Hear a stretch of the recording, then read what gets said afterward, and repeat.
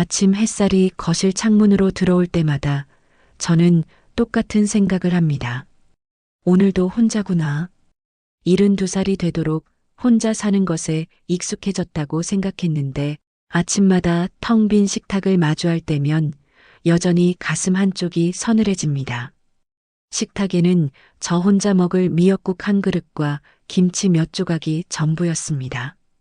예전엔 이 식탁에 남편도 앉고 아들 준호도 앉고 딸 은지도 앉았었는데 이제 은지는 하늘나라에 있고 남편도 10년 전에 따라갔습니다. 준호는 5년째 연락이 뜸합니다. 아니, 정확히는 연락이 아예 없는 건 아닙니다.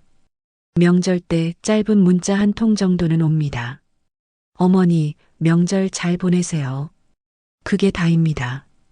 전화를 걸어도 며느리 수진이 받습니다. 어머니, 준호 지금 바빠요. 나중에 전화드리게 할게요.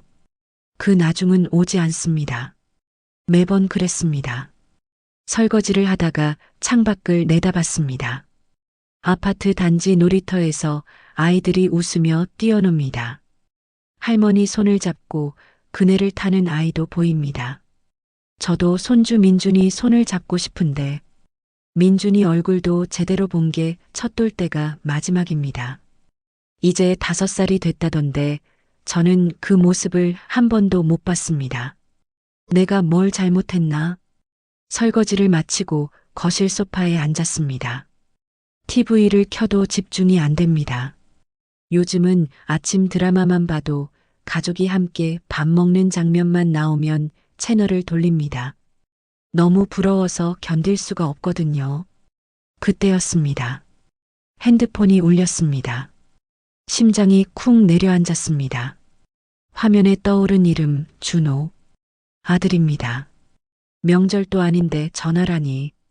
혹시 무슨 안 좋은 일이라도 생긴 걸까요? 떨리는 손으로 전화를 받았습니다. 여보세요? 어머니. 준호의 목소리였습니다.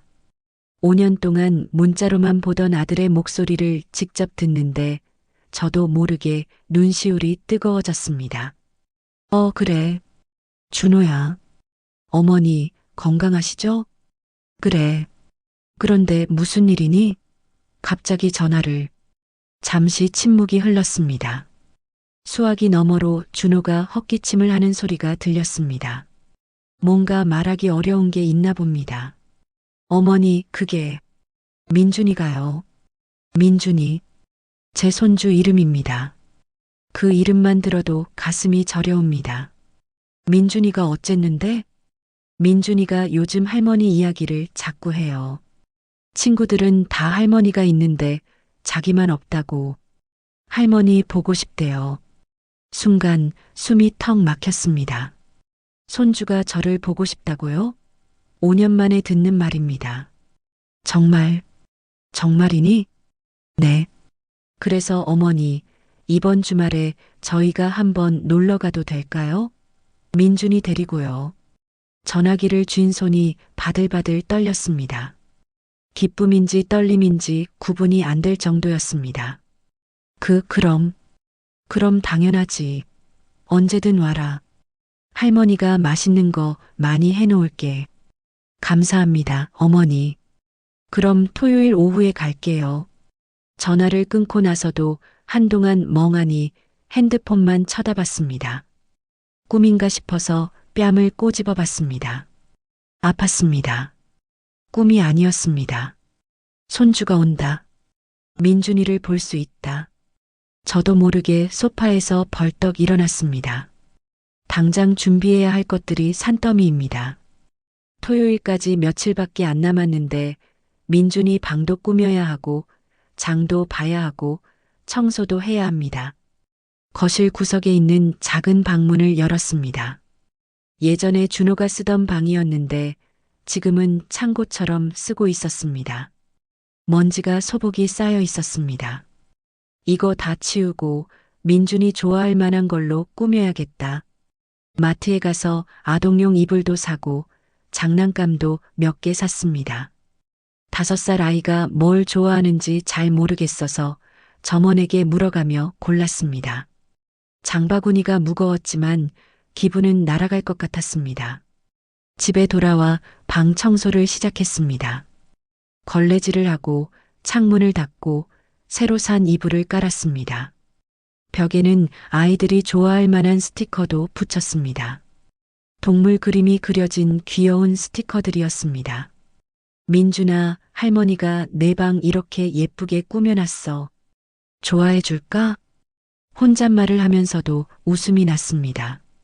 5년 만에 이렇게 행복한 기분이 드는 게 언제인지 모르겠습니다. 청소를 마치고 거실에 앉아 물을 마시는데 문득 시선이 TV 옆 작은 액자에 멈췄습니다. 민준이 첫돌 사진이 담긴 액자였습니다. 아들 부부가 보내준 게 아닙니다. 제가 며느리 SNS에서 몰래 캡처해서 인화한 사진입니다. 당시에 제가 첫돌 잔치에 초대받지 못했거든요. 며느리 수진이가 코로나 때문에 조용히 한다고 했지만 나중에 SNS를 보니 친정 식구들은 다 왔더군요. 그때 정말 가슴이 무너지는 것 같았습니다. 액자 속 민준이는 한복을 입고 방긋 웃고 있었습니다. 이제 5살이 됐다는데 지금은 얼마나 컸을까요? 말도 잘하고 뛰어다니기도 하겠죠. 문득 이상한 생각이 들었습니다. 왜 갑자기 5년 동안 만나지도 않던 아들이 갑자기 왜 손주를 데려온다는 걸까요? 민준이가 정말 할머니를 보고 싶다고 했을까요? 아니면 아니야, 생각하지 말자. 의심하지 말자. 고개를 저었습니다. 아들을 의심하다니 제가 너무한 건가 싶었습니다. 그냥 준호도 이제 마음을 돌린 거겠죠. 5년 동안 어머니를 멀리했던 게 미안해서 이제라도 효도하려는 거겠죠. 그렇게 믿고 싶었습니다. 하지만 가슴 한편에서는 계속 불안한 마음이 자라났습니다. 마치 먹구름이 몰려오는 것처럼 무언가 좋지 않은 일이 다가오는 것 같은 예감이 들었습니다. 그날 밤 잠자리에 누워서도 뒤척였습니다. 기쁨과 불안이 교차했습니다. 한편으론 손주를 만날 생각에 설레고 한편으론 왜인지 모를 두려움이 밀려왔습니다. 창밖을 보니 달이 떠 있었습니다. 남편이 살아 있었다면 뭐라고 했을까요? 여보, 우리 손주가 온대요. 5년 만에. 기쁘죠? 근데 왜 갑자기일까요? 대답은 없었습니다. 침묵만이 방 안을 가득 채웠습니다. 저는 이불을 턱까지 끌어올리고 눈을 감았습니다. 토요일이 어서 왔으면 좋겠지만 동시에 조금은 두려웠습니다.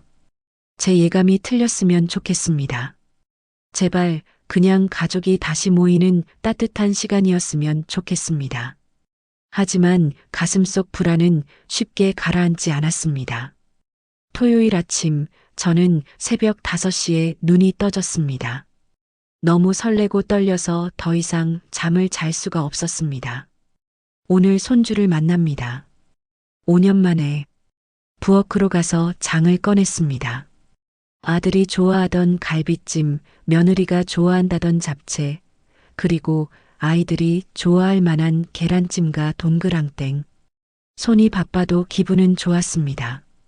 오랜만에 가족을 위해 음식을 만드는 시간이었으니까요. 갈비를 양념에 재우면서도 계속 시계를 쳐다봤습니다. 오후 2시에 온다고 했는데 아직 오전 8시입니다. 시간이 너무 느리게 갑니다. 민준이가 뭘 좋아할까? 고기를 좋아할까? 아니면 계란찜을 좋아할까? 혼잣말을 하면서 음식을 만들었습니다. 정성스럽게 하나하나 마음을 담아서요. 요리를 마치고 거실을 다시 한번 점검했습니다. 먼지 하나 없이 깨끗합니다. 민준이 방도 완벽합니다. 새로 산 장난감들도 예쁘게 정리해뒀습니다. 드디어 시계가 오후 2시를 가리켰습니다. 초인종이 울렸습니다. 심장이 쿵쾅거렸습니다. 거울을 보며 머리를 다시 한번 쓸어 넘기고 옷매무새를 고쳤습니다. 떨리는 손으로 현관문을 열었습니다. 어머니, 준호가 서 있었습니다. 5년 전보다 좀 수척해 보였습니다. 머리에 흰머리도 많이 늘었고요. 그 옆에 며느리 수진이 명품 가방을 들고 서 있었습니다. 예전보다 표정이 더 날카로워진 것 같았습니다. 그리고 수진의 손을 꼭 잡고 있는 작은 아이. 민준이었습니다. 아이고, 우리 민준이. 목이 메었습니다. 무릎을 굽혀 민준이와 눈높이를 맞췄습니다. 첫돌 사진에서만 보던 그 아이가 이제 이렇게 컸습니다. 똘망똘망한 눈에 통통한 볼. 너무나 예쁜 우리 손주였습니다. 민준아, 할머니야. 할머니 알아보겠니? 손을 내밀었습니다.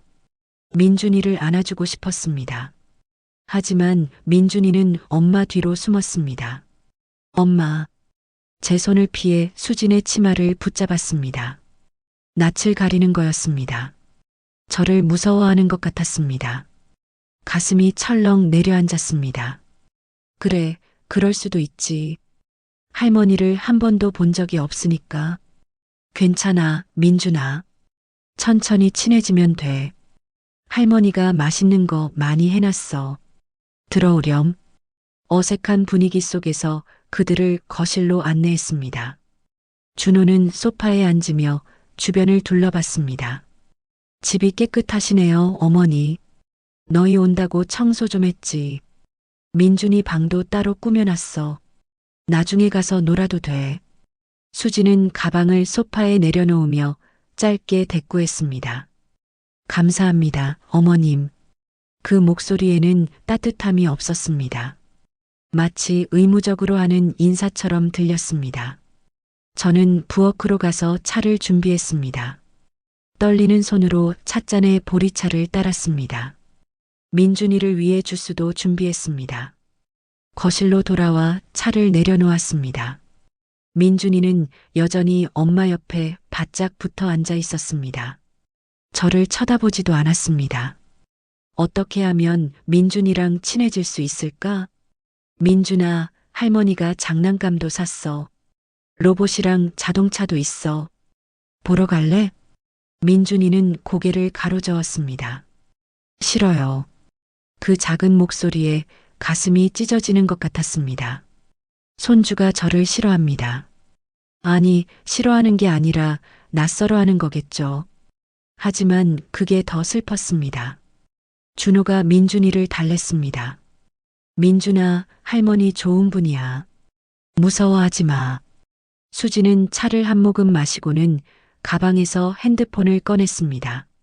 무언가를 확인하는 듯 했습니다. 그러다 준호와 눈빛을 교환했습니다. 뭔가 이상했습니다. 두 사람 사이에 무언가 계획된 것 같은 기운이 흘렀습니다. 수진이 먼저 입을 열었습니다. 어머님, 요즘 어떻게 지내세요? 그냥 혼자 조용히 살지 뭐. 너희는? 저희요? 수진이 잠시 머뭇거렸습니다. 그러다 준호를 쳐다봤습니다. 준호는 고개를 숙인 채 차만 마셨습니다. 사실은 요즘 좀 힘들어요, 어머님. 힘들다니? 준호 사업이 잘 안 돼요. 코로나 이후로 매출이 뚝 떨어져서. 준호가 고개를 들었습니다. 그의 얼굴에는 피곤함이 가득했습니다. 어머니, 죄송해요. 제가 사업을 잘못 판단해서 지금 상황이 좀 얼마나 어려운데? 준호는 대답하지 못했습니다.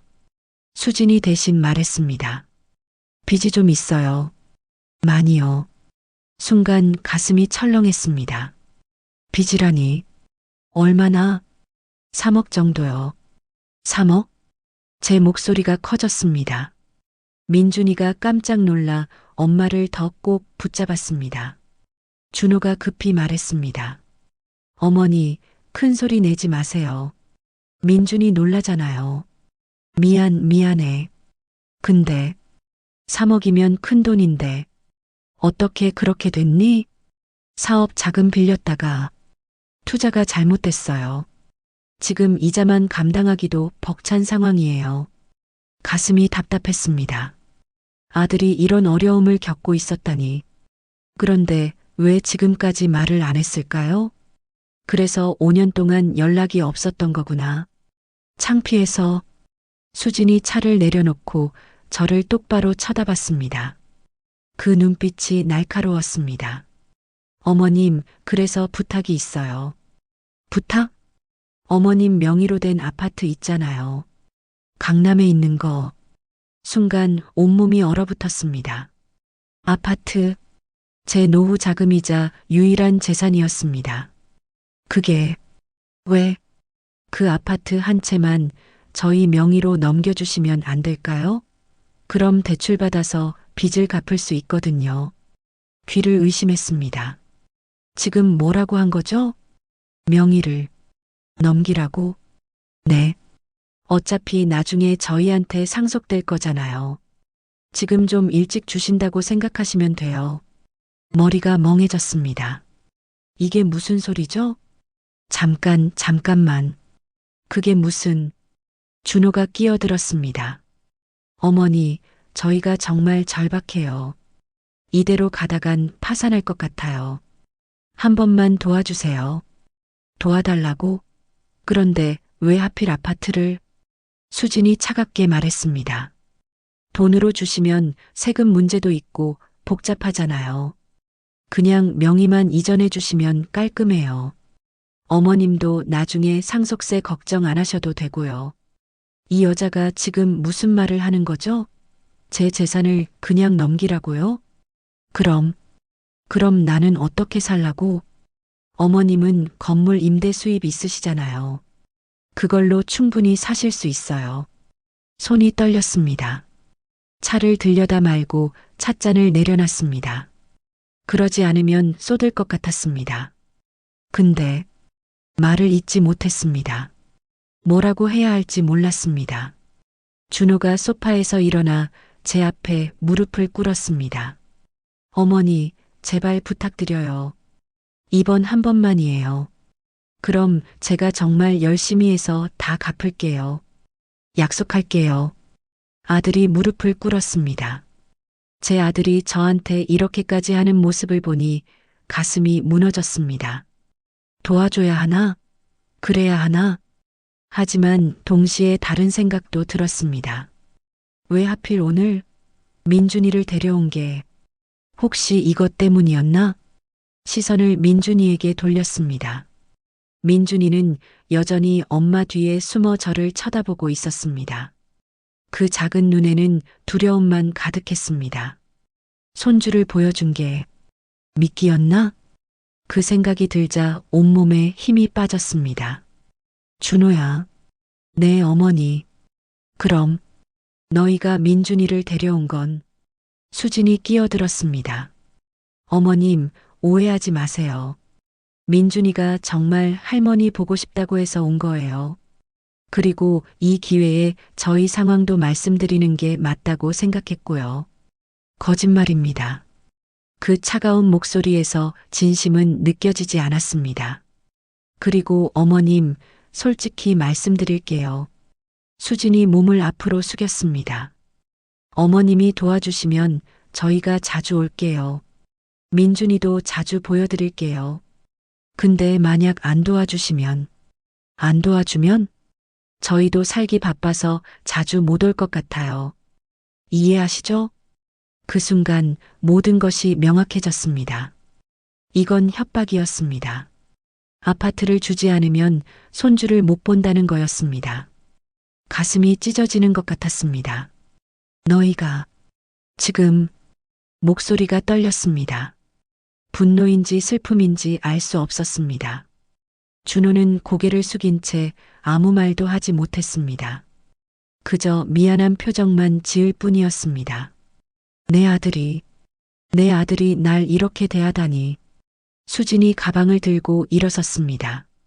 어머님 생각하세요. 저희는 이번 달 안에 답을 주셨으면 좋겠어요. 민준아, 가자. 민준이가 일어났습니다.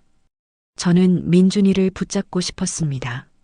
손주의 손이라도 한번 잡아보고 싶었습니다. 민준아. 하지만 민준이는 엄마 손을 잡고 현관으로 걸어갔습니다. 뒤도 돌아보지 않았습니다. 준호가 마지막으로 말했습니다.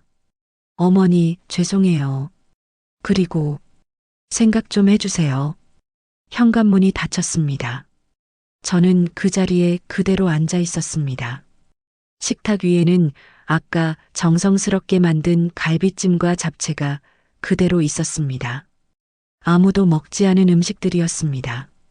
손주를 위해 산 장난감도 예쁘게 꾸민 민준이 방도 모두 쓸모가 없었습니다. 이게 뭐야? 혼잣말이 터져 나왔습니다. TV 옆 액자를 쳐다봤습니다. 민준이 첫돌 사진이 담긴 액자. 그 사진 속 아이는 방긋 웃고 있었습니다. 하지만 오늘 본 민준이는 저를 무서워했습니다. 아니, 무서워하게 만들어졌습니다.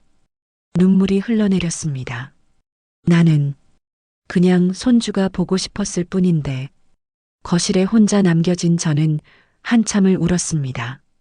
아무도 없는 집에서 아무도 먹지 않을 음식들 사이에서 혼자서요.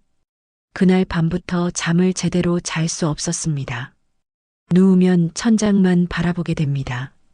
어둠 속에서도 며느리의 차가운 목소리가 계속 들렸습니다. 어머님이 도와주시면 민준이 자주 보여드릴게요. 손주, 제 손주 민준이. 그 아이의 통통한 볼, 똘망똘망한 눈이 계속 떠올랐습니다. 저를 무서워하던 그 표정도요. 엄마 뒤로 숨던 모습이 가슴을 찢어 놓았습니다. 민준아, 할머니가 무섭니게? 할머니는 내가 그렇게 보고 싶었는데 새벽 3시에 일어나 거실로 나왔습니다. 불을 켜고 소파에 앉았습니다. 탁자 위에 놓인 서류 봉투가 눈에 들어왔습니다. 며칠 전 준비해둔 유언장이었습니다. 아파트와 건물, 모든 재산을 준호에게 상속한다는 내용이 적혀 있었습니다. 원래는 제가 죽으면 자동으로 넘어가게 해뒀는데 지금 넘겨주면 안 될까? 손이 서류 봉투로 갔습니다. 떨리는 손으로 봉투를 열었습니다. 부동산 등기부 등본, 통장 사본, 아파트 서류들이 들어 있었습니다. 강남 아파트, 남편이 살아생전에 힘들게 마련한 집이었습니다. 그 집을 팔아서 지금 살고 있는 이 집을 샀고 남은 돈으로 건물을 샀습니다. 이걸 지금 넘겨주면 민준이를 자주 볼 수 있을까? 잠시 상상했습니다. 주말마다 민준이가 놀러 오는 모습, 할머니 손을 잡고 웃는 모습, 같이 밥을 먹고 그림도 그리고 놀이터에도 가는 모습, 그렇게 될 수 있다면. 하지만 고개를 저었습니다. 벽에 걸린 남편 사진이 보였습니다. 30년 전 사진인데 그때 남편은 건강했습니다. 활짝 웃고 있었습니다. 여보, 나 어떻게 해야 할까요? 대답은 없었습니다. 남편은 10년 전에 세상을 떠났으니까요. 당신이 평생 일해서 모은 돈인데 내가 이렇게 쉽게 넘겨줘도 될까요? 침묵만이 흘렀습니다. 서류를 다시 봉투에 넣었습니다. 아직 결정할 수 없었습니다. 다음 날 아침 친구 정수기에게 전화했습니다. 정수기는 저와 50년 지기 친구입니다. 같은 동네에서 자라고 같이 결혼하고 같이 아이를 키웠습니다. 여보세요, 정수가? 오, 은숙이? 오랜만이네. 어쩐 일이야? 저기, 상담 좀 하고 싶어서. 무슨 일인데? 목소리가 안 좋네. 카페에서 만났습니다. 정수기는 커피를 시키고 제 손을 잡았습니다. 무슨 일이야? 얼굴이 많이 안 좋아. 모든 이야기를 털어놨습니다. 5년 만에 온 아들, 손주를 믿기로 한 협박, 아파트 명의 이전 요구까지. 정수기는 커피를 한 모금 마시고는 말했습니다. 은수가, 응? 그냥 줘. 귀를 의심했습니다. 뭐? 아파트 하나 줘. 어차피 나중에 준호한테 갈 거 아니야. 지금 주면 손주도 자주 보고 좋잖아.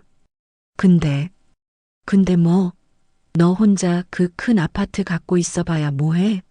나중에 죽으면 상속세만 더 내고 지금 주는 게 세금도 덜 내고 좋아. 정수기의 말이 합리적으로 들렸습니다. 하지만 가슴 한쪽이 답답했습니다. 그래도 그렇게 요구하는 게 기분이 안 좋아서.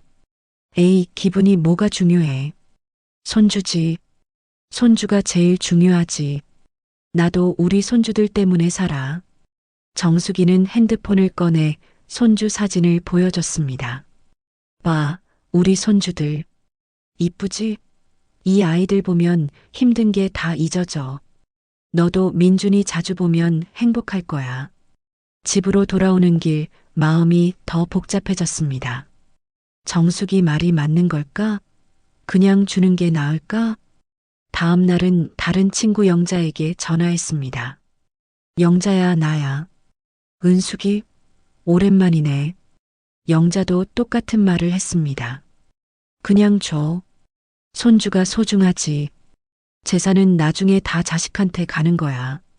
세 번째로 만난 친구 순이도 마찬가지였습니다.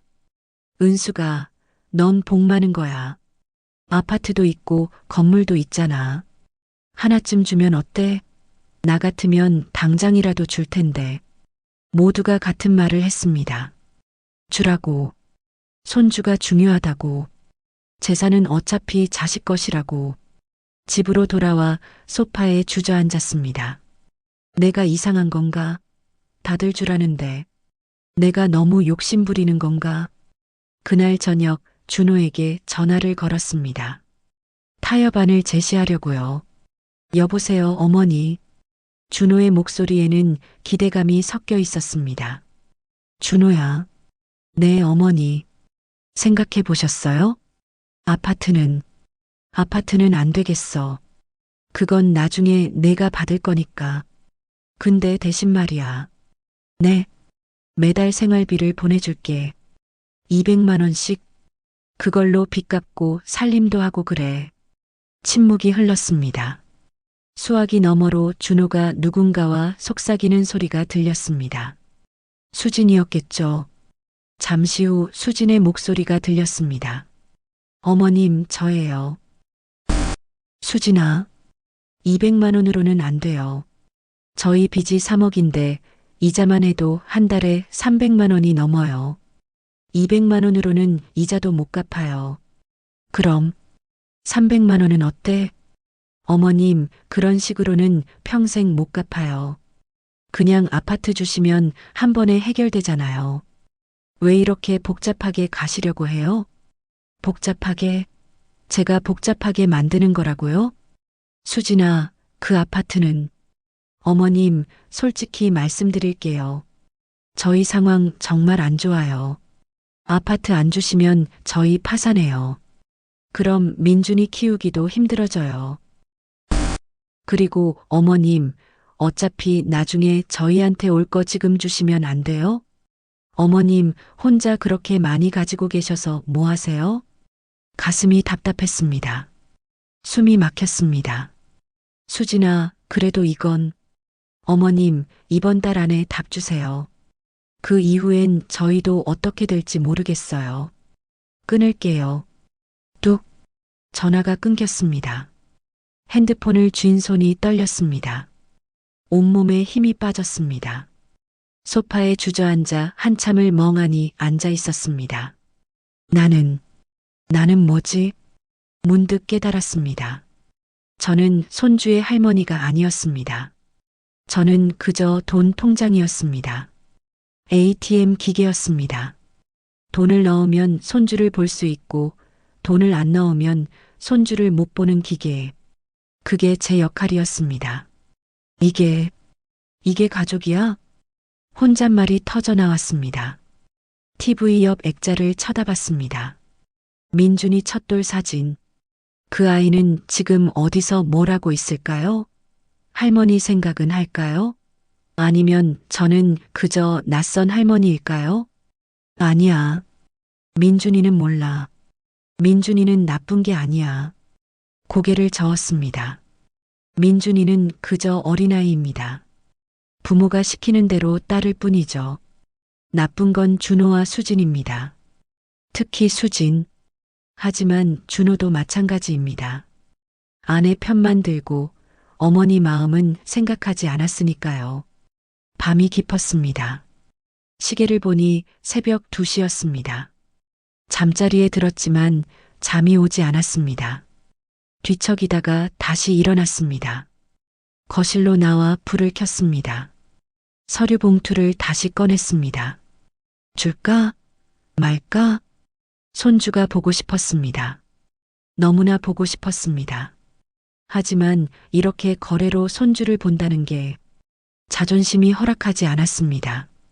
나는 평생 뭐하며 산 거지? 남편 위에 살았습니다. 아이들 위에 살았습니다.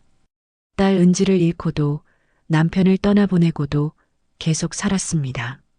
준호를 위해서였습니다. 그 아이라도 행복하길 바라며 살았습니다.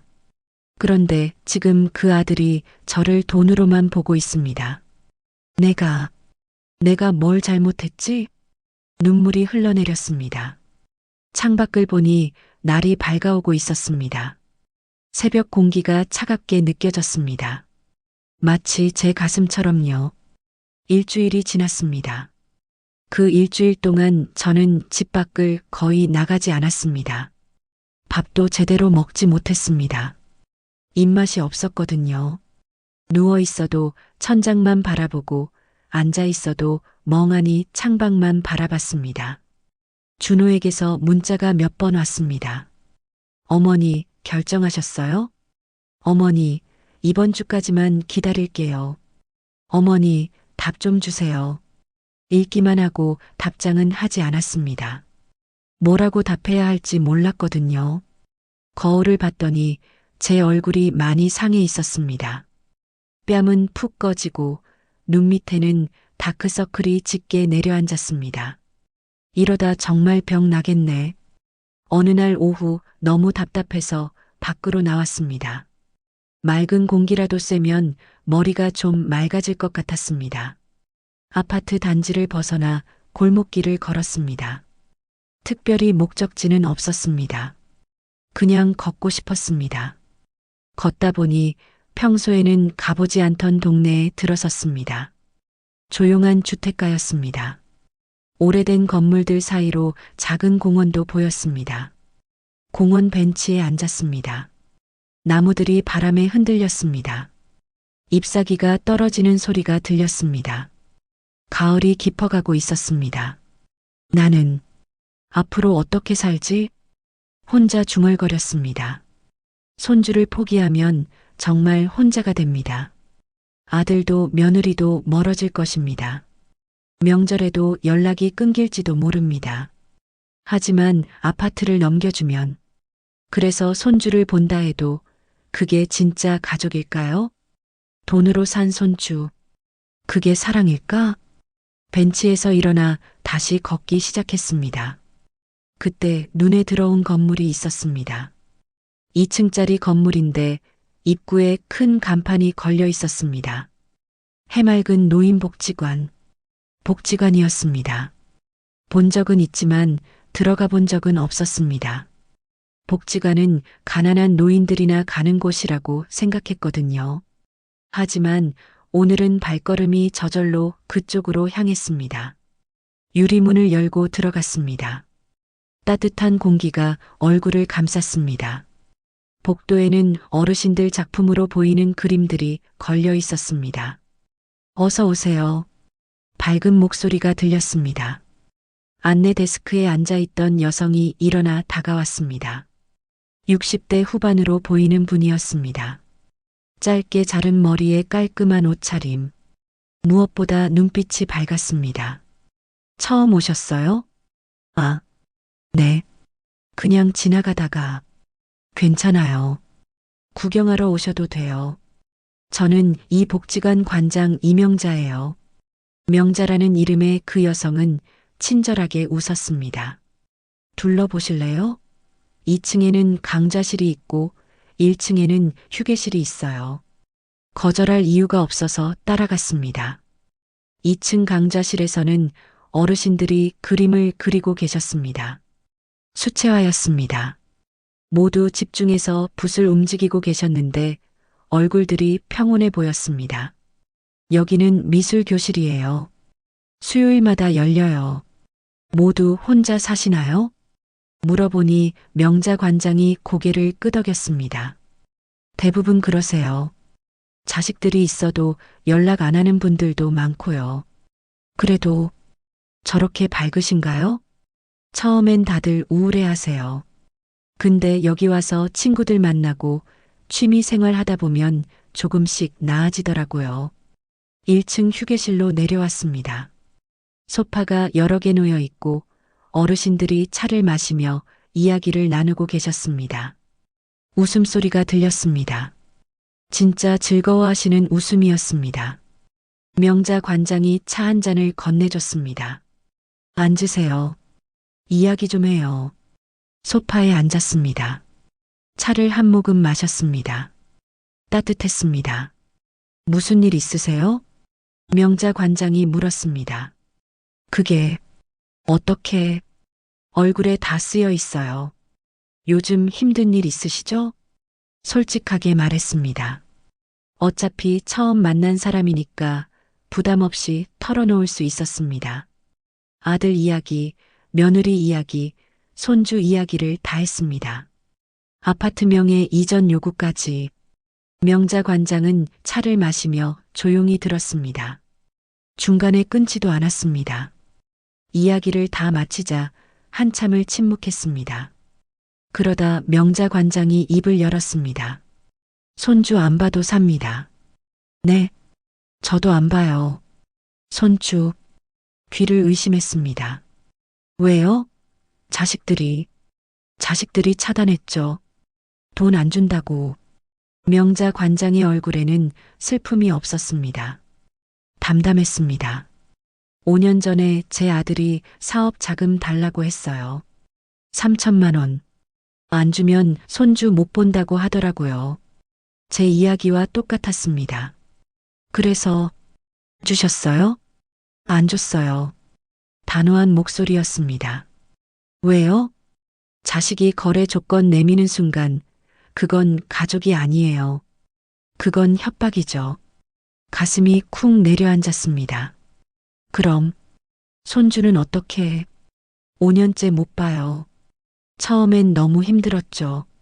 밤마다 울었어요. 근데 시간이 지나니까 깨달았어요. 뭐요? 손주를 보는 게 중요한 게 아니라 내가 당당하게 사는 게 중요하더라고요. 명자 관장이 창밖을 바라봤습니다. 거래로 손주를 본다고 해서 그게 진짜 사랑일까요? 아니에요.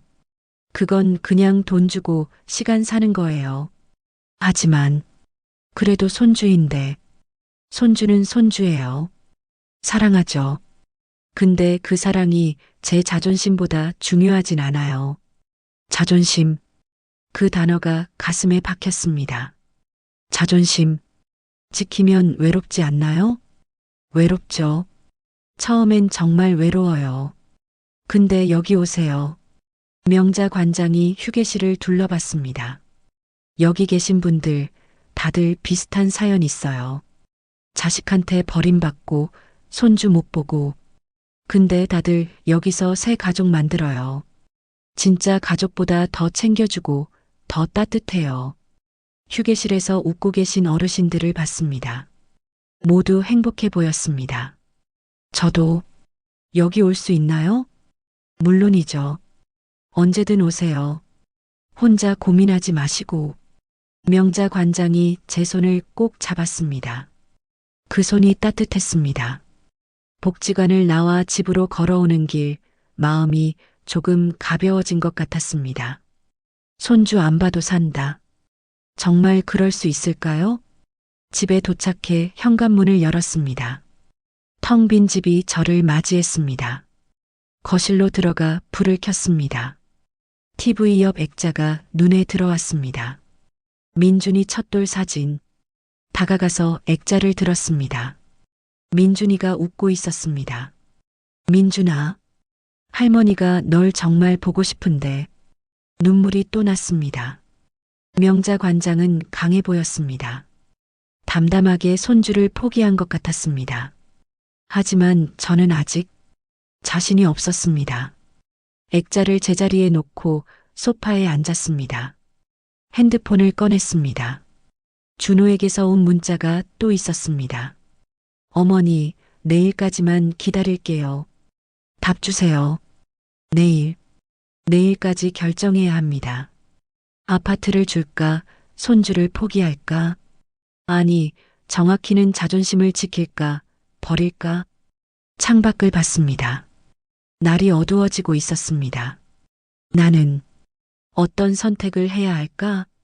명자 관장의 목소리가 귓가에 맴돌았습니다. 거래로 손주를 본다고 해서 그게 진짜 사랑일까요? 아닙니다. 진짜 사랑이 아닙니다. 하지만 그래도 보고 싶습니다. 가슴이 찢어지는 것 같았습니다. 그날 밤도 잠을 이루지 못했습니다. 추석이 다가왔습니다. 예전 같았으면 차례상을 준비하고 준혼의 가족을 기다렸을 시간입니다. 하지만 올해는 달랐습니다. 아무도 오지 않을 것 같았습니다.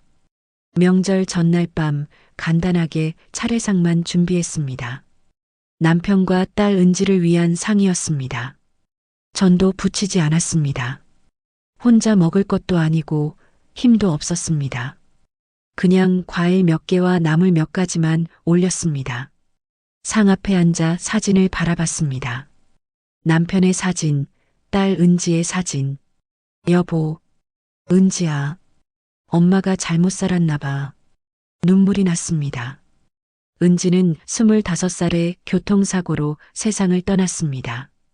20년 전 일입니다. 횡단보도를 건너다가 신호 위반한 차에 치였습니다. 그날 이후로 제 삶은 무너졌습니다. 딸을 잃은 고통에 몇 년을 울며 지냈습니다. 아들 준호가 있었지만 제 눈에는 은지만 보였습니다. 은지 방을 그대로 두고 은지 사진을 보며 은지 이름을 부르며 살았습니다. 준호는 그때 대학생이었습니다. 20살이었죠. 그때 준호가 뭐라고 했더라? 기억을 더듬었습니다. 어머니, 나도 있잖아요. 준호가 제 손을 잡으며 말했었습니다. 하지만 저는 그 손을 뿌리쳤습니다. 엄마가 지금 그런 얘기 들을 기분이야? 쏘아붙였습니다. 준호는 입을 다물고 방으로 들어갔습니다. 지금 생각해보면 그때부터였을까요? 준호가 저를 멀리하기 시작한 게 내가 그 아이한테 너무했구나. 뒤늦은 후회가 밀려왔습니다. 명절 당일 아침 차례를 지냈습니다. 혼자서요. 절을 하고 일어서는데 초인종이 울렸습니다. 누구지? 현관문을 열었습니다. 준호가 서 있었습니다. 혼자였습니다. 수진도 없고 민준이도 없었습니다. 어머니, 준호의 얼굴은 많이 상해 있었습니다. 수척하고 눈 밑에는 다크서클이 짙었습니다. 술 냄새도 났습니다. 준호야, 너 혼자 왔니? 수진이랑 민준이는? 수진이가 친정에 갔어요. 민준이랑 같이요. 추석인데? 네. 저는 어머니 뵙고 싶어서 왔어요. 준호가 비틀거렸습니다. 많이 취한 것 같았습니다. 들어와. 술 마셨구나. 거실로 안내했습니다. 준호는 소파에 주저앉았습니다. 어머니, 차례는 지내셨어요? 응, 방금 끝났어. 아버지랑. 은지 누나 거요? 그래. 준호가 차례상을 바라봤습니다. 눈에 눈물이 고였습니다. 저도 절 올려야 하는데. 괜찮아. 내가 대신했어. 준호가 울기 시작했습니다. 소파에 앉은 채로 얼굴을 손으로 가리고 흐느꼈습니다. 어머니, 왜 그래, 준호야? 어머니, 미안해요. 무엇이 미안하다는 건지 알 수 없었습니다. 준호는 한참을 울더니 고개를 들었습니다. 눈이 빨갛게 충혈되어 있었습니다. 어머니, 제가 말 좀 해도 될까요? 그래, 해봐. 준호가 깊게 숨을 들이쉬었습니다. 어머니, 은지 누나 돌아가셨을 때 어머니가 저를 안 봤잖아요. 가슴이 철렁했습니다. 그게 몇 년 동안 어머니는 누나 사진만 보셨어요. 누나 방에만 들어가시고 저한테는 말도 안 하셨어요. 준호야, 저도 슬펐어요. 누나 잃은 게. 근데 어머니는 제 슬픔은 안 봐주셨어요. 저는 항상 혼자였어요. 목소리가 떨렸습니다. 어머니가 평생 누나만 사랑한 것 같았어요. 나는 그냥 있으나 만화 한 존재 같았어요. 눈물이 흘러내렸습니다. 준호의 눈물이 아니라 제 눈물이었습니다. 내가 그렇게 했구나. 준호야, 미안해. 엄마가 그때 괜찮아요. 이제 다 지난 일이에요. 준호가 눈물을 닦았습니다. 근데 어머니, 그때부터였던 것 같아요. 제가 어머니한테 서운한 게 결혼하고 나서도 수진이가 어머니 욕할 때 말리지 않았어요. 속으론 그래, 어차피 엄마도 날 안 좋아하잖아라고 생각했어요. 가슴이 찢어지는 것 같았습니다. 미안해, 준호야. 엄마가 잘못했어. 어머니, 준호가 무릎을 꿇고 제 앞에 앉았습니다. 어머니, 근데 지금은 정말 절박해요. 알아. 빚이 많다며. 네. 3억이에요.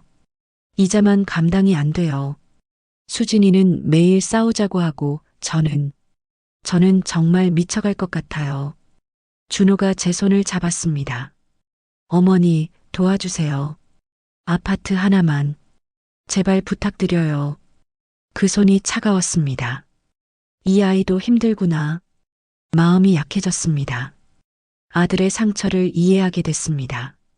제가 그 아이를 제대로 사랑하지 못했다는 것도 깨달았습니다. 하지만, 준호야, 내 어머니, 내가 힘든 건 알겠어. 엄마가 과거에 널 제대로 안아주지 못한 것도 미안해. 어머니, 근데 그렇다고 해서 엄마를 이렇게 대해도 되는 거니? 준호가 말을 멈췄습니다. 손주를 미끼로 쓰고 아파트 안 주면 연락 끊겠다고 하고 이게 가족이 할 짓이니? 어머니, 그건 수진이가 시킨 거라고 할 거니? 아니야. 넌 거기 동의했어. 같이 온 거잖아. 준호가 고개를 떨었습니다. 어머니, 저도 어쩔 수 없었어요. 수진이가 매일 그래요. 어머니한테 받아내라고. 안 그러면 이혼하겠대요. 이혼? 네. 수진이 친정에서도 압박이 심해요. 수진이 아버지가 돈 좀 꿔주셨는데 그것도 갚아야 하고. 준호가 얼굴을 손으로 가렸습니다. 어머니, 저도 싫어요. 이렇게 하는 거. 근데 방법이 없어요. 침묵이 흘렀습니다. 저는 아들을 바라봤습니다. 45살이 된 아들. 한때는 제 뱃속에 있었던 아이.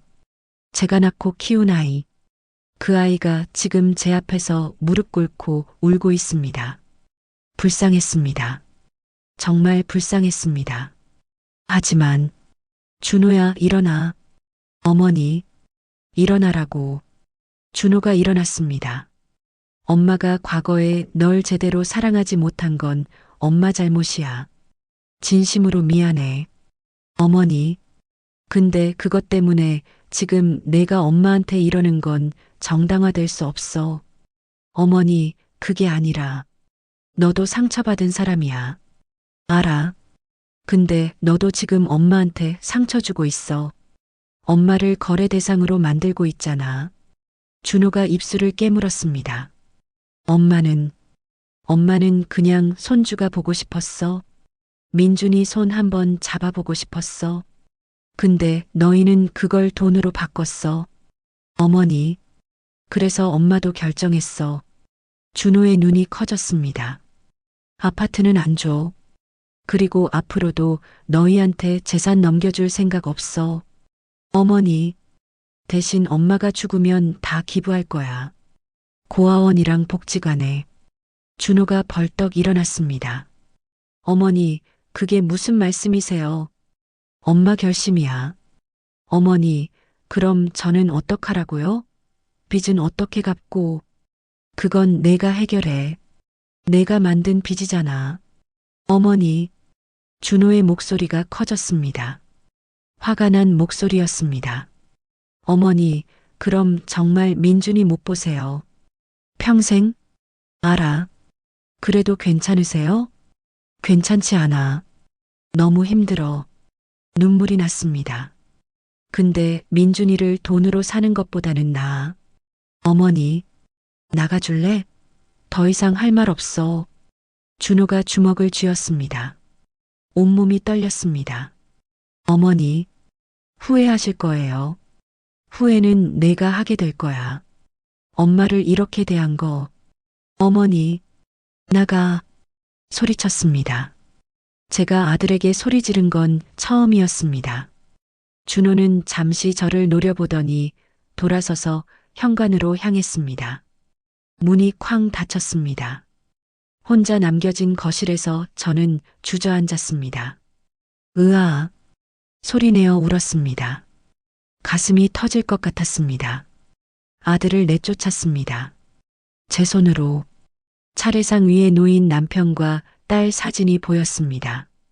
여보, 내가 잘한 거 맞죠? 은지야, 엄마가 잘한 거지? 대답은 없었습니다. 창밖을 봤습니다. 준호가 걸어가는 뒷모습이 보였습니다. 어깨가 축 늘어져 있었습니다. 준호야, 미안해. 근데 엄마도 사람이야. 눈물이 계속 흘렀습니다. 그날 밤 잠을 이룰 수 없었습니다. 준호의 말이 계속 귓가에 맴돌았습니다. 평생 누나만 사랑한 것 같았어요. 제가 그 아이에게 그런 상처를 줬구나. 하지만 그렇다고 해서 지금 하는 일이 정당화될 수는 없었습니다. 새벽에 일어나 거실로 나왔습니다. 핸드폰을 켰습니다. 준호에게서 문자가 와 있었습니다. 어머니, 정말 후회하실 겁니다. 짧은 문자였습니다. 화가 잔뜩 난 문자였습니다. 핸드폰을 내려놓았습니다. 이제 정말 끝이구나. 아들과의 인연도, 손주와의 인연도 모두 끝난 것 같았습니다. 하지만 한편으론 후련했습니다. 제 자존심을 지켰으니까요. 명자 관장의 말이 떠올랐습니다. 손주를 보는 게 중요한 게 아니라 내가 당당하게 사는 게 중요하더라고요. 맞습니다. 당당하게 사는 게 중요합니다. 비록 외롭고 힘들고 슬퍼도 저는 더 이상 거래의 대상이 되고 싶지 않았습니다. 창밖에 해가 떠오르고 있었습니다. 새로운 날이 시작됐습니다. 제 새로운 삶도 시작될 것입니다. 추석이 지나고 사흘이 지났습니다. 그 사흘 동안 저는 집 밖을 한 발짝도 나가지 않았습니다. 밥도 거의 먹지 못했습니다. 물만 조금씩 마셨습니다. 소파에 누워 천장만 바라봤습니다. 아무 생각도 하고 싶지 않았습니다. 하지만 자꾸만 생각이 났습니다. 준호의 얼굴, 통곡하던 모습, 화난 목소리. 어머니, 정말 후회하실 거예요. 그 말이 계속 귓가에 맴돌았습니다. 내가 잘한 건가? 후회가 밀려왔습니다. 아들을 내쫓은 게 정말 옳은 일이었을까요? 하지만 동시에 다른 생각도 들었습니다. 아니야. 난 잘못하지 않았어. 내 자존심을 지킨 거야. 머릿속이 복잡했습니다. 마음도 몸도 모두 지쳐 있었습니다. 어느 날 오후 초인종이 울렸습니다. 누구지? 현관 모니터를 봤습니다. 며느리 수진이 서 있었습니다. 혼자였습니다. 가슴이 철렁 내려앉았습니다. 수진이 왜 왔을까요? 준호가 보냈나요? 문을 열지 말까 고민했지만 결국 열었습니다. 어머님, 수진의 얼굴은 차갑고 단단했습니다. 화장을 진하게 했지만 눈 밑 다크서클은 가리지 못했습니다. 수진아, 무슨 일이니? 들어가도 될까요? 그래. 거실로 안내했습니다. 수진은 소파에 앉으며 주변을 둘러봤습니다. 마치 감정하는 사람처럼요. 차 마실래? 괜찮아요. 수진은 가방에서 서류 봉투를 꺼냈습니다. 어머님, 이거요. 뭔데?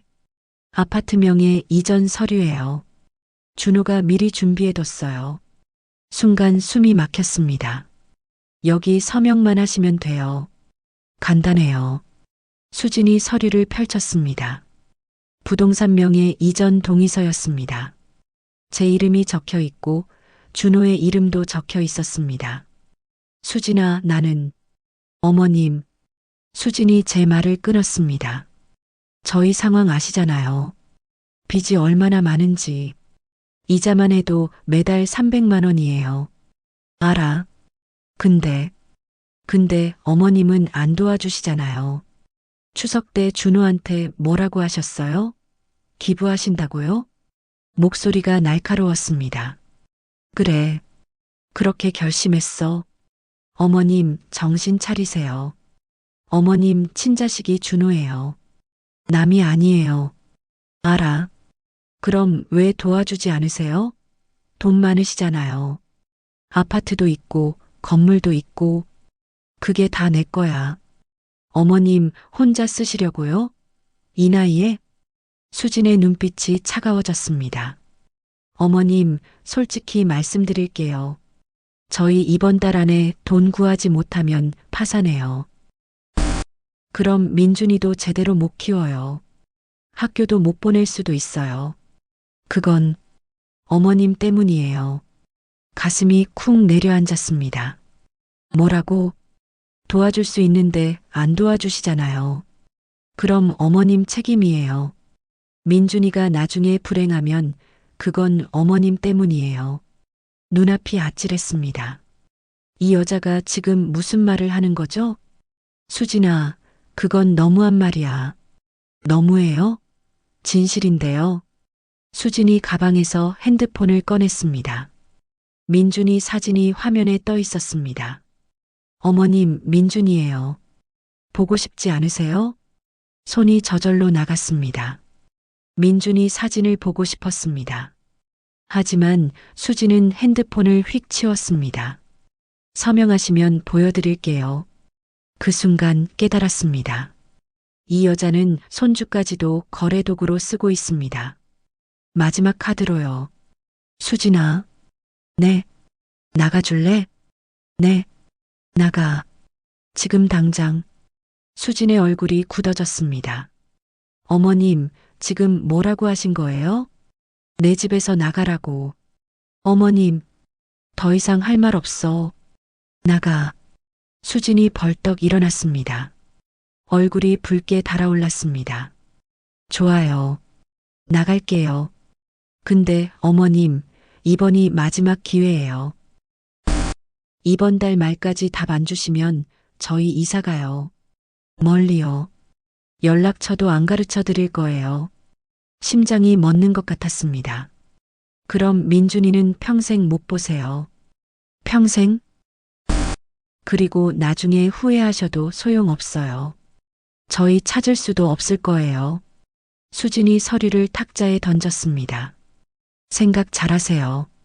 이번 달 말까지만 기다릴게요. 수진은 돌아서서 현관으로 향했습니다. 문이 쾅 닫혔습니다. 혼자 남겨진 거실에서 저는 소파에 주저앉았습니다. 탁자 위에 놓인 서류가 보였습니다. 명예 이전 동의서. 서명만 하면 민준이를 볼 수 있어. 손이 서류로 갔습니다. 하지만 멈췄습니다. 아니야. 이건 거래야.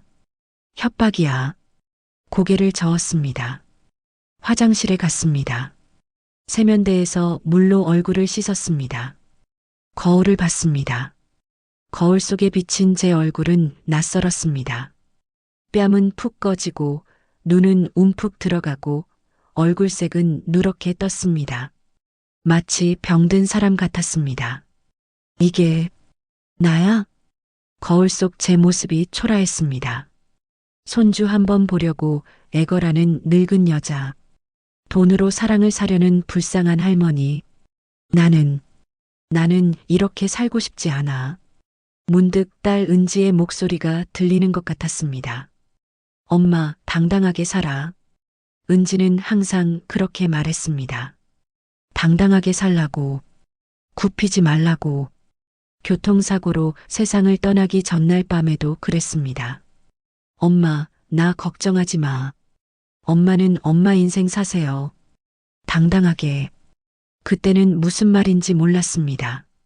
그냥 딸이 착하다고만 생각했습니다. 지금 알겠습니다. 당당하게 산다는 게 뭔지. 거울에서 눈을 떼고 거실로 돌아왔습니다. 탁자 위에 서류를 집어들었습니다. 그리고 찢었습니다. 비리리릭.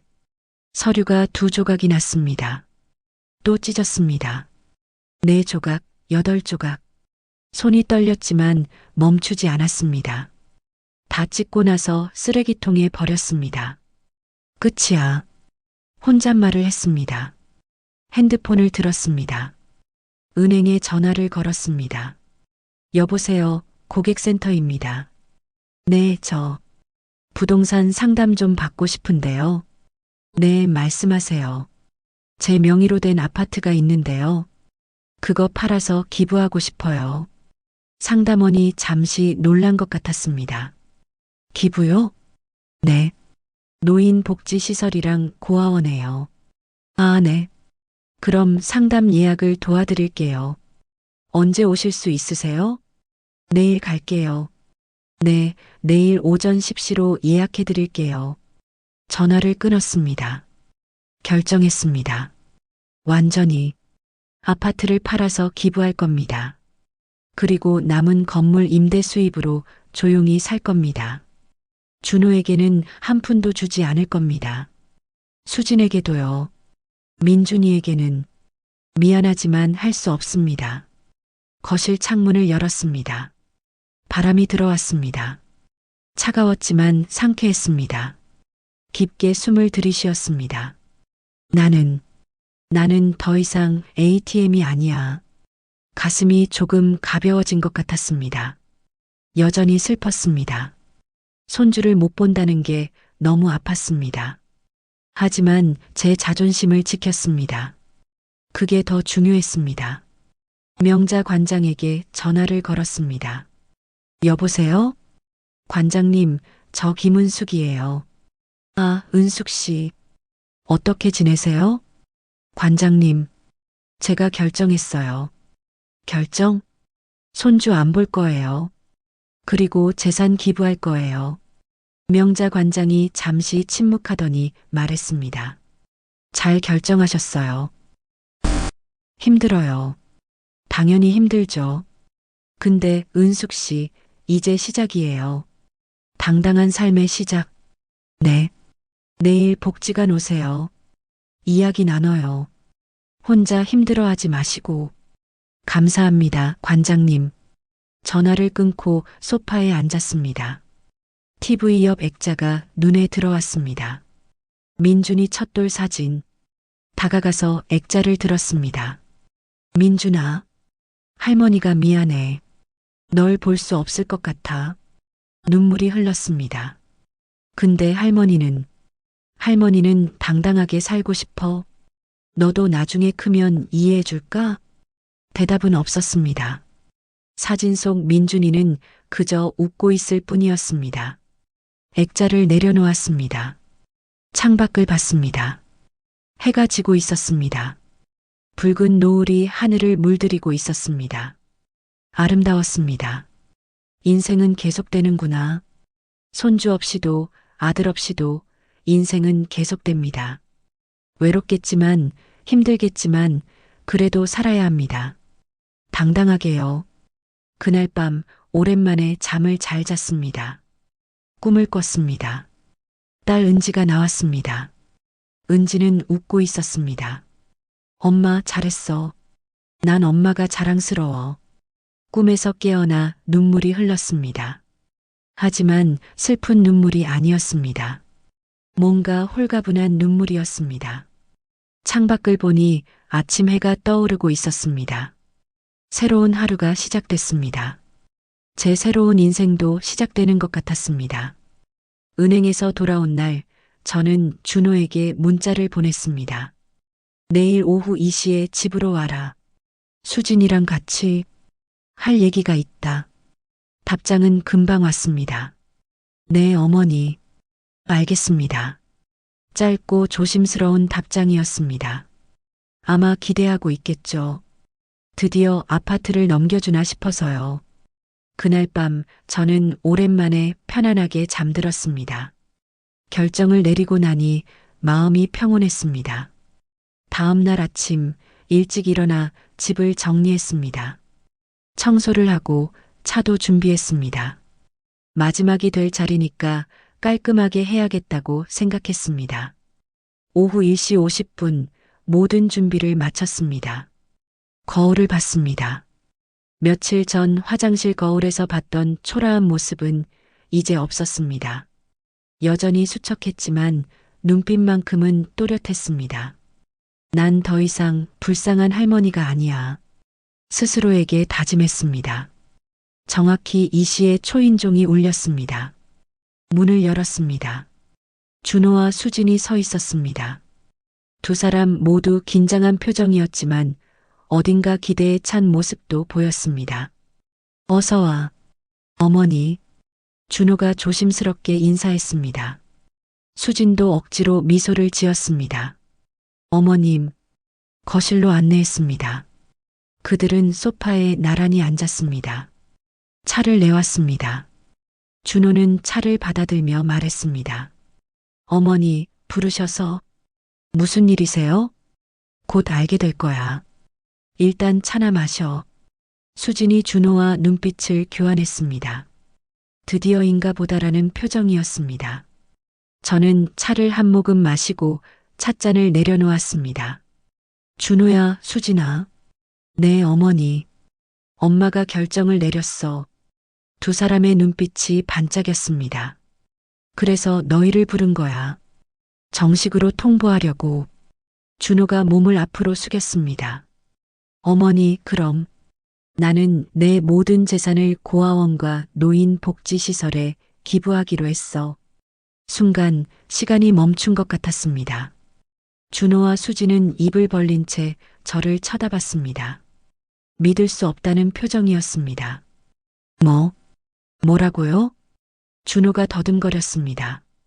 강남 아파트도, 건물도, 예금도 전부 기부할 거야. 법률사무소에서 서류 다 작성했어. 이미 처리 중이야. 어머니, 그게 무슨... 수진이 벌떡 일어났습니다. 어머님, 정신 나가셨어요? 아니, 정신 차렸지. 차분하게 대답했습니다. 70년 넘게 살면서 이제야 정신 차린 것 같아. 어머니, 준호도 일어났습니다. 그럼 저희는 어떡하라고요? 빚은요? 민준이는요? 그건 내가 해결해. 내가 만든 빚이잖아. 어머니, 제발이요. 다시 생각해 주세요. 준호가 제 앞에 무릎을 꿇었습니다. 어머니, 잘못했어요. 제가 어머니한테 너무했어요. 알아요. 근데 제발 한 번만 도와주세요. 수진도 무릎을 꿇었습니다. 어머님, 저희가 미안해요. 정말 미안해요. 어머님을 ATM처럼 대한 거, 손주를 미끼로 쓴 거, 다 잘못했어요. 이제야 미안하다고? 네, 정말 미안해요. 다시는 안 그럴게요. 제발 한 번만 용서해 주세요. 수진이 눈물을 흘렸습니다. 진짜 눈물인지 연기인지 알 수 없었습니다. 수진아. 네, 어머님. 너는 끝까지 민준이를 미끼로 썼어. 핸드폰 사진 보여주다 치운 거 내가 다 봤어. 어머님, 너는 손주를 거래 도구로 만들었어. 그게 얼마나 잔인한 짓인지 알아? 수진이 고개를 떨었습니다. 준호야. 네, 어머니. 너도 마찬가지야. 내가 과거에 상처받은 건 엄마 잘못이야. 인정해. 근데 그렇다고 지금 엄마한테 이러는 게 정당화되는 건 아니야. 어머니, 너희는 엄마를 사람으로 안 봤어. 그냥 돈으로만 봤지.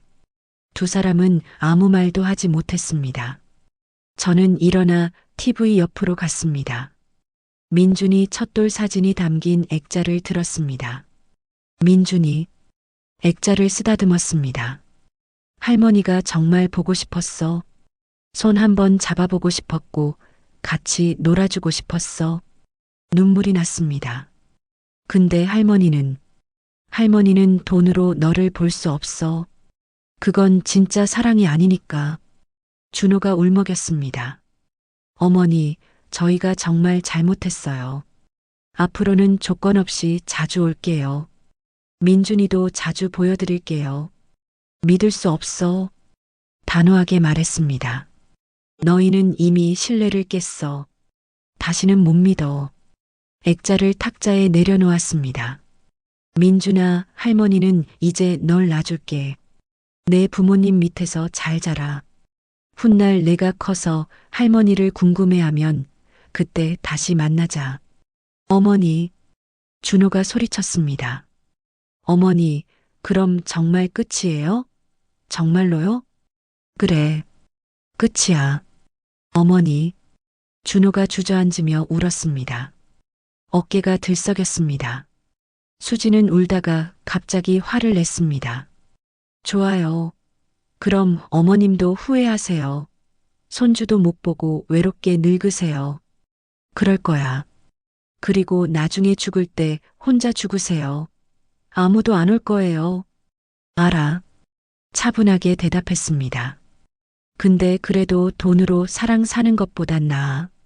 수진이 할 말을 잃었습니다. 저는 현관문을 열었습니다. 이제 나가줄래? 더 이상 할 말 없어. 준호가 비틀거리며 일어났습니다. 어머니, 정말 이러실 거예요? 그래. 후회 안 하세요? 후회는 할 거야. 평생. 근데 그래도 이게 맞아. 준호가 눈물을 닦았습니다. 알겠습니다. 어머니 뜻대로 하세요. 준호는 돌아서서 현관으로 걸어갔습니다. 수지는 마지막으로 저를 노려보더니 따라갔습니다. 문이 닫히기 전에 준호가 돌아봤습니다. 어머니, 죄송합니다. 그리고 건강하세요. 그 말에 가슴이 찢어졌습니다. 문이 닫혔습니다. 혼자 남겨진 거실에서 저는 한참을 서 있었습니다.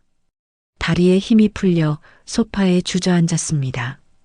으아, 소리내어 울었습니다. 손주를 포기했습니다. 아들도 잃었습니다. 이제 정말 혼자가 됐습니다. 하지만 난 당당해. 가슴에 손을 얹었습니다. 심장이 뛰고 있었습니다. 난 더 이상 거래의 대상이 아니야. 난 사람이야.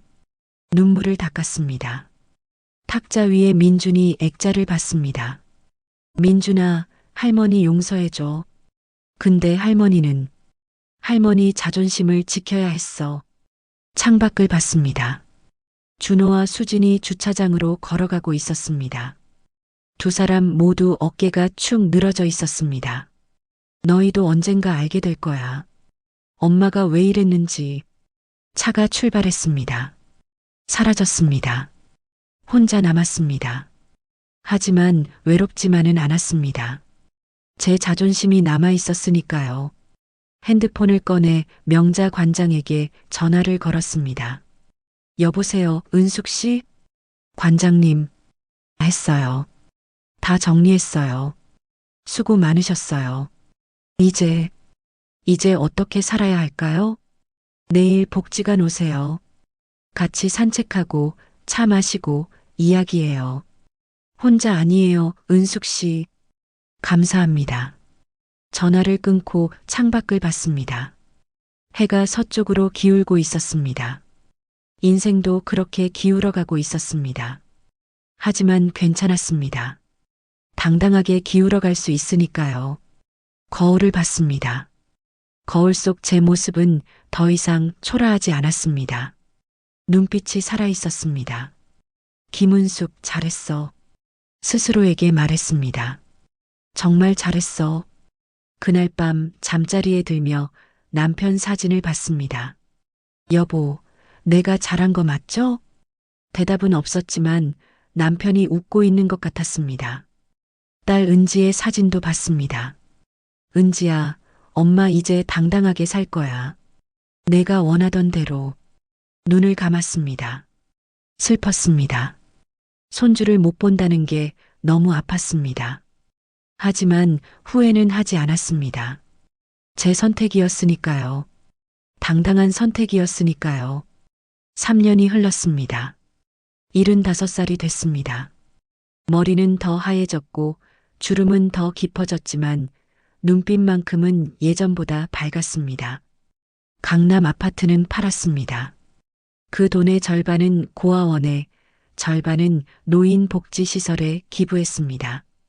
건물 임대 수입으로 소박하게 살고 있습니다. 충분했습니다. 매일 아침 일찍 일어나 복지관에 갑니다.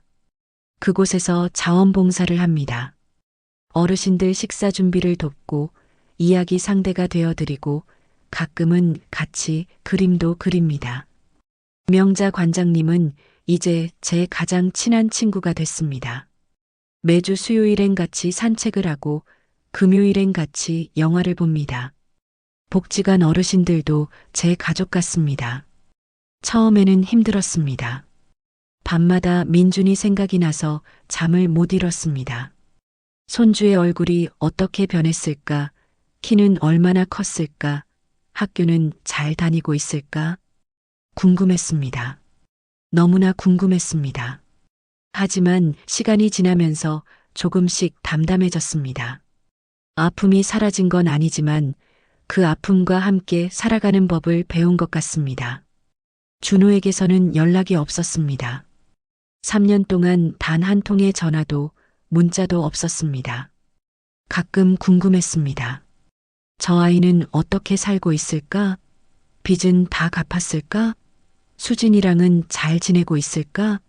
하지만 찾지 않았습니다. 그게 제 선택이었으니까요. 어느 가을날 오후였습니다. 복지관에서 봉사를 마치고 나오는데 날씨가 참 좋았습니다. 하늘이 높고 맑았습니다. 은숙 씨, 오늘 수고 많으셨어요.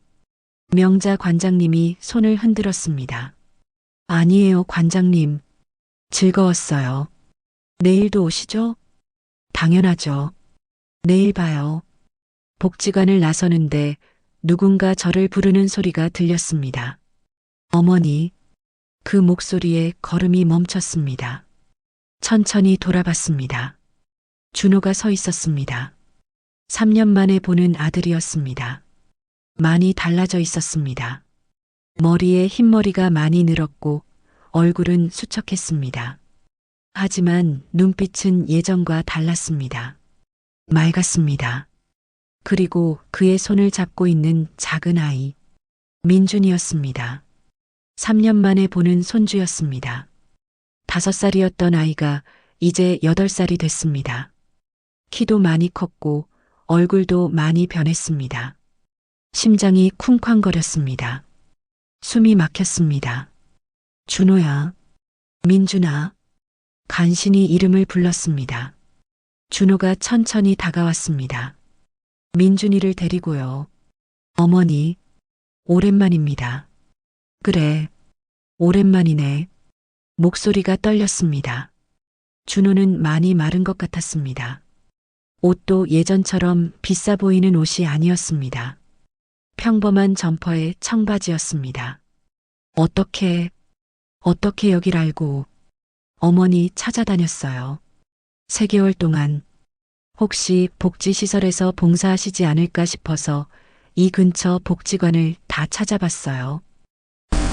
그러다 오늘 어머니 뵙게 됐네요. 준호의 눈에 눈물이 고였습니다. 어머니 정말 죄송합니다. 무릎을 꿇었습니다. 복지관 앞 인도에서요. 준호야 일어나. 사람들 보잖아. 괜찮아요. 어머니한테 사죄해야 해요. 준호가 고개를 숙였습니다. 어머니, 제가 정말 잘못했습니다.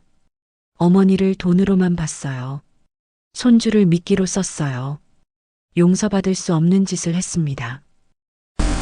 3년 동안 많이 생각했어요. 어머니가 왜 그런 선택을 하셨는지. 처음엔 이해 못했어요. 원망도 많이 했어요. 준호가 얼굴을 들었습니다. 눈물이 흘러내렸습니다. 근데 시간이 지나니까 알겠더라고요. 어머니가 얼마나 힘드셨을지, 제가 얼마나 잔인했는지. 준호야, 수진이랑 이혼했어요. 깜짝 놀랐습니다. 뭐? 3년 전 그날 이후로 수진이랑 매일 싸웠어요. 수진이는 끝까지 어머니한테 받아내라고 했고, 저는 할 수 없었어요. 그래서 헤어졌어요. 1년 전에요. 민준이는 제가 키우고 있어요. 민준이를 봤습니다. 아이는 아빠 뒤에 숨어 저를 쳐다보고 있었습니다. 빚은요? 다 갚았어요. 2년 걸렸어요. 밤낮으로 일했어요. 택배도 하고 대리운전도 하고. 준호의 손을 봤습니다. 거칠어져 있었습니다. 상처도 여기저기 있었습니다. 힘들었겠구나. 괜찮아요. 당연히 제가 갚아야 할 빚이었으니까요. 준호가 민준이를 앞으로 데려왔습니다. 민준아, 인사드려. 민준이가 조심스럽게 고개를 숙였습니다. 안녕하세요. 작은 목소리였습니다. 민준아. 무릎을 굽혀 민준이와 눈높이를 맞췄습니다. 할머니야. 할머니 기억나니? 민준이가 고개를 저었습니다. 아니요. 기억 안 나요. 가슴이 아팠지만 웃었습니다. 그렇구나. 그땐 내가 너무 어렸으니까. 괜찮아. 아빠가 할머니 이야기 많이 해줬어요. 그래. 네. 할머니가 착하시대요. 그리고 용감하시대요. 눈물이 났습니다. 준호가 말했습니다. 어머니, 저희 오늘 조건 없이 왔어요. 그냥 어머니 뵙고 싶어서 왔어요. 돈 달라는 것도 아니고 재산 달라는 것도 아니에요.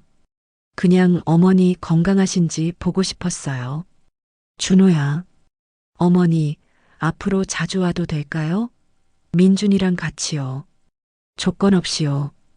눈물이 멈추지 않았습니다. 정말 조건 없이? 네. 어머니가 저희 보기 싫으시면 안 올게요. 근데 괜찮으시면 가끔 들러도 될까요? 한참을 생각했습니다. 3년 전 그날이 떠올랐습니다. 제가 얼마나 배신감을 느꼈는지, 얼마나 힘들었는지. 하지만 동시에 지금 제 앞에 선 준호도 보였습니다. 달라진 준호, 진심으로 뉘우치는 준호, 그리고 민준이, 제 손주. 그래, 와라. 자주 와. 어머니. 준호가 저를 껴안았습니다. 오랜만에 느끼는 아들의 품이었습니다. 고맙습니다, 어머니. 정말 감사합니다. 근데 준호야. 네, 어머니. 조건은 있어. 준호가 긴장했습니다. 무슨 조건이요? 민준이가 할머니 싫어하면 안 와도 돼. 억지로 데려오지 마. 알았지? 준호가 웃었습니다. 네, 알겠습니다. 민준이를 봤습니다. 민준아, 할머니랑 친해질 수 있을 것 같아? 민준이가 고개를 끄덕였습니다. 네, 해볼게요. 고마워, 민준아. 머리를 쓰다듬어주고 싶었지만 아직은 낯설어 할 것 같아서 참았습니다. 어머니, 복지관에서 봉사하신다고 들었어요. 응, 3년째 하고 있어. 대단하세요. 어머니, 대단한 거 아니야. 그냥 나 혼자 사는 것보다 낫더라고. 준호가 주변을 둘러봤습니다. 이 동네에 사세요? 아니, 좀 떨어진 곳에 살아. 작은 아파트. 혼자 사시는 거예요? 응. 외롭지 않으세요? 외롭지. 근데 괜찮아. 당당하니까. 준호가 고개를 숙였습니다. 어머니, 괜찮아, 준호야. 이제 다 지난 일이야. 해가 기울고 있었습니다. 이제 가봐야겠다. 내일 봉사가 있어서. 네, 어머니. 그럼 다음에 또 와도 될까요? 그래. 와라. 언제든. 감사합니다. 준호와 민준이가 떠나려는데 민준이가 돌아봤습니다. 할머니. 응? 다음에 또 올게요. 작은 손을 흔들었습니다. 가슴이 뜨거워졌습니다. 그래, 민준아. 할머니가 기다릴게. 그들이 사라질 때까지 손을 흔들었습니다. 복지관 앞에 혼자 서서 한참을 그 자리에 있었습니다. 이게 꿈인가? 뺨을 꼬집어 봤습니다. 아팠습니다. 꿈이 아니었습니다. 명자 관장님이 복지관에서 나왔습니다. 은숙 씨, 아직도 계셨어요? 그 사람들 누구예요? 제 아들이요. 그리고 손주. 어머, 정말요? 네. 3년 만에 봤어요. 잘 됐네요. 화해하신 거예요? 글쎄요. 시작인 것 같아요. 진짜 가족이 되는 시작. 명자 관장님이 제 손을 잡았습니다. 은숙 씨, 축하해요. 정말 잘 됐어요. 감사합니다, 관장님. 관장님 덕분이에요. 무슨 제 덕이에요. 은숙 씨가 당당하게 사셨잖아요. 그래서 이제 존중받는 거예요. 맞는 말이었습니다. 제가 3년 전에 굴복했다면 지금도 거래 관계였을 겁니다. 하지만 제가 당당하게 거절했기에 이제 준호도 변했고 진짜 가족으로 돌아올 수 있었던 거죠. 그날 밤 집에 돌아와 침대에 누웠습니다. 남편 사진을 봤습니다. 여보, 준호가 왔어요. 민준이랑 같이. 달라져 있더라고요. 우리 아들 제대로 정신 차렸어요. 딸 은지 사진도 봤습니다. 은지야, 엄마가 잘했지? 당당하게 살았어. 내 말대로. 눈물이 흘렀습니다. 하지만 슬픈 눈물이 아니었습니다. 행복한 눈물이었습니다. 창밖을 봤습니다. 달이 떠 있었습니다. 앞으로는 어떻게 될까? 모르겠습니다. 준호가 정말 꾸준히 올지, 민준이가 저를 좋아하게 될지. 하지만 괜찮습니다. 제가 당당하게 살고 있으니까요. 제가 거래 대상이 아니라 사람으로 존중받고 있으니까요. 70년 넘게 살면서 깨달았습니다. 진짜 사랑은 조건이 없다는 것. 진짜 가족은 거래가 아니라는 것. 그리고 가장 중요한 건 나 자신을 지키는 것이라는 걸. 눈을 감았습니다. 내일은 또 복지관에 가서 봉사를 할 겁니다. 명자 관장님, 복지관 어르신들과 함께 차를 마시고 이야기를 나누고 웃을 겁니다. 그리고 어쩌면 다음 주쯤엔 준호와 민준이가 다시 올지도 모릅니다. 오지 않아도 괜찮습니다. 저는 이제 혼자서도 행복하니까요. 하지만 온다면 그것도 좋겠죠. 조건 없이 진짜 가족으로. 입가에 미소가 지어졌습니다. 인생은 계속되는구나. 75살에도 그렇게 잠이 들었습니다. 평온한 잠이었습니다. 그 후로 준호는 정말 매주 찾아왔습니다. 민준이와 함께요. 처음에는 어색했지만 시간이 지나면서 민준이가 저를 좋아하게 됐습니다. 할머니, 이거 봐요.